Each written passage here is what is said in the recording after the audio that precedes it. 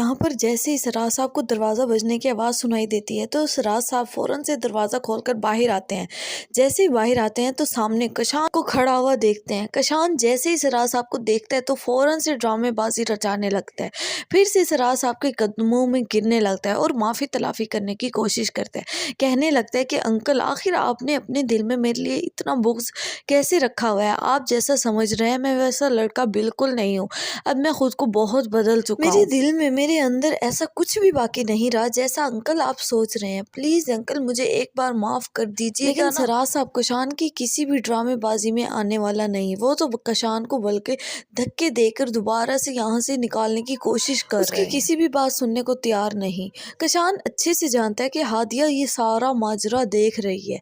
लेकिन जैसे ही सराज साहब कशान को धक्के दे रहे होते हैं फ़ौरन से साहिल आ जाता है और वो भी कशान से लड़ने लगता है। कशान को धक्के देकर यहाँ से निकालने की कोशिश करता है। कशान चीखते चिल्लाते हुए कहने लगता है कि ठीक है, मैं एक बार यहाँ से जा रहा हूँ, अब आइंदा इस दर पे कभी वापस नहीं लौटूंगा। सराज साहब कशान का बदलता रवैया देखकर हैरान और परेशान होकर सोचने लगते हैं कि आखिर ये लड़का यहाँ पर कोई ना कोई प्लानिंग लेकर आता है। माफ़ी तलाफ़ी मांगने लगता है। आखिर ये इतना अच्छा बनने वाला तो नहीं। दूसरी तरफ कशान की ये हालत होती देखकर हादिया रोने लगती है, खुद को हल्कान करने लगती है, बहुत ज़्यादा परेशान होने लगती है कि आखिर बाबा क्यों नहीं समझ रहे कशान को। कशान अब खुद को बहुत बदल चुका है।